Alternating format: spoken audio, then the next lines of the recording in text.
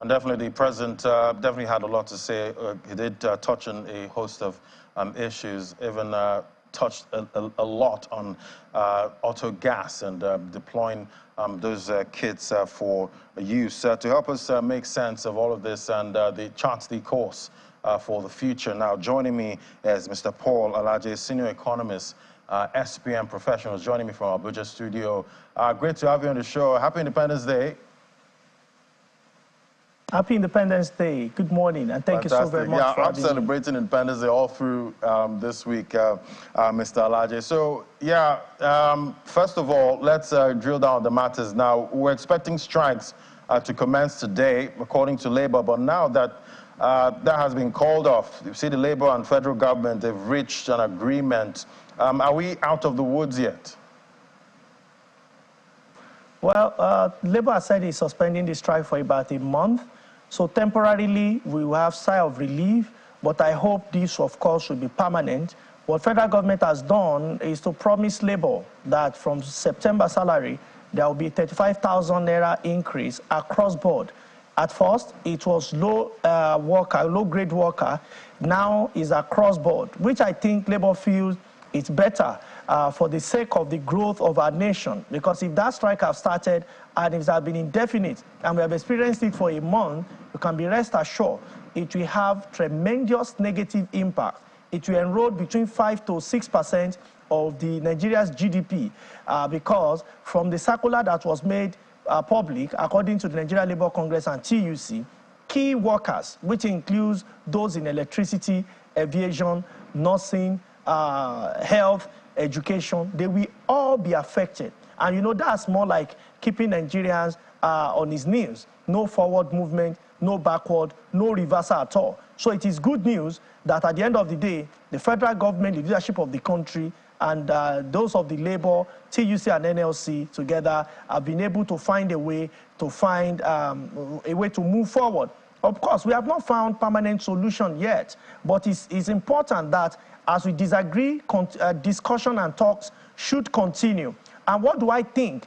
It makes Labour from time to time to always ask for more revenue, more payments, more salaries, and not just for those in public sector, even for those in private sector. You need to look at the economy, and I like the conversation we're having today, charting a way forward. We need to look at our economy as holistic as possible. First, when a member or staff of any organization earn money, on where do they spend their money? Education. Now, if the quality of education in public that appears to be cheaper is not good enough, then they will go to private. What has happened to most private schools?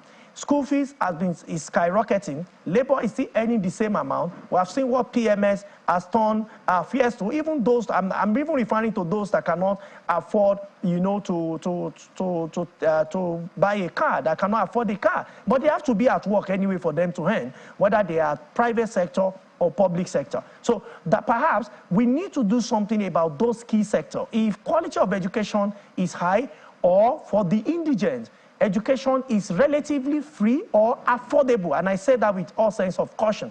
If education is affordable, then there may be no need to look at education as a major component of what Labour will spend money on. Transport, we have heard that President have said there is going to be training for some persons, especially in this regard. It's important for us to start this urgently, so that when Labour come with argument, government can also provide a counter-argument to say that, for instance, in the FCT, we have brought 700 luxurious buses, which of course will cover the key areas of the FCT. The same with Lagos, the same in Port Harcourt, Sokoto, Kano, Kaduna, you know, Enugu, Ebonyi. Government may do the same. How do we make these CNG buses to spread over all over Nigeria? Because the real impact, major cost center that is taking a lot of money from everybody, the rich, the poor, and the middle class, is transport. So, but if people have alternative, they will know that yes, price of PMS is higher, but this CNG, before we started even converting our vehicles to it, let's see, is it dangerous with what government has brought? That become an example that so many people we want to look at. So you also need to look at health. How often are people attended to? We have seen a case that happened, you know, it was all over social media. A lady, allegedly, that was a victim of one chance was she attended to? How often are health workers responding to patients? And what is happening generally within our health landscape? Can we, by extension, say we have confidence in health sector, we have confidence in education sector, we have confidence in transport sector, as well as infrastructure. So these are things that the president and his team must look at so that labor, anytime labor comes forward, we can say we have created opportunity in health sector. Health sector in Nigeria is perhaps the best in Africa and is competing with the rest of the world. Same with education. We will save over 1.7 trillion naira we spend to import education on annual basis, and it may even increase now with flotation of naira. We will also save the same of billions of dollars, or naira, I beg your pardon, that we spend on health for health tourism. So if we are able to put this key sector together and we have infrastructure going on and we're able to address the elephant in the room, which is energy. What is energy? Electricity, again, diesel, petrol, PMS, I beg your pardon, Jet A1. If you are able to address energy issue, which of course is not the least there, the last there, but not the least, is gas, the one we consume in our home. If you are able to address all of these, I can tell you the future will not only be good, but it will also be great. Right, so much to unpack there, Mr. Alajan. Still going back to the 35,000 naira increase across board for federal workers. Can the government afford this, at this time?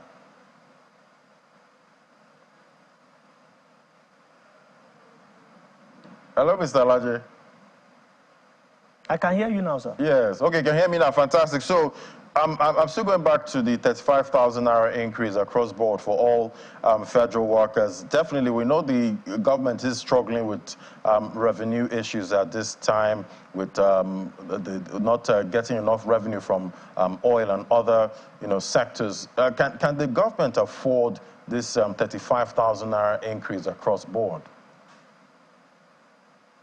Clearly, federal government can afford it. It will take a lot from federal government. But the question is, will the state government afford the same 35,000? Before now, we know that some states found it very challenging to pay 30,000 minimum wage. To now increase this to 65,000 is a different ballgame. But government must also understand what we call the Parkinson's law, so that we don't create a crisis in future. Parkinson's law says when your income grows, your expenditure will grow with it. So if we start giving people 65,000 and in future we say it's only for 6 months, what happens? Are we going to say that some of the expenses that have grown and the living standards that they've maintained will forcefully want to bring it down? So government should start preparing on sustainability of this 65,000, or perhaps to champion the conversation of increasing minimum wage from 30,000 naira that it is to about 70 or 80,000 naira, so that we have some level of certainty in our system, and we don't on one hand say today we are giving 30,000, 35,000 naira extra and tomorrow we are not. So I believe the federal government can do that, but I also believe that 10 out of the 37 subnationals can also afford the same. But what happens to the remaining 27 is a different conversation entirely. We must not get to a point where subnational we want to borrow to pay salaries. It is not going to, of course, all go well for the country. We understand that some subnationals, they are not able to even meet up with their debt crisis with using their internally generated revenue. Government could also support by helping them to put structure, and I mean federal government now, by putting structure around their revenue streams, which I strongly believe will help the subnational to also push in terms of what they are paying labor at the subnational level. And I want to project into the future. One of the reasons, I'm just guessing, while the labor, they say they are giving 1 month suspension in their strike will be with subnational pay, because I can tell you, if one state refuse to pay, you might see strike in such a state in the coming period. We have seen the pattern, the way NLC and TUC behave over the years. This may be a strategy that they are waiting for or they are looking up to, because both federal and state, even local government, which all of us are not talking about, we are all going to the same market, and the same should also apply to private sector. Right. I guess we need to keep our eyes now on the state government and local government going forward. But definitely there have been painful reforms, that are taken by the government, from subsidy removal, foreign exchange unification. We've heard it must be endured by all, as it's supposed to be temporary. But what pain relief, apart from the ones already mentioned, by the president, should we be giving attention to right now? Okay, so everything will be, first of all, why do we need to take this bitter pain relief? Like drugs. The economy is so related to medicine. Why did we even come to a point where we need to start performing surgery on our economy?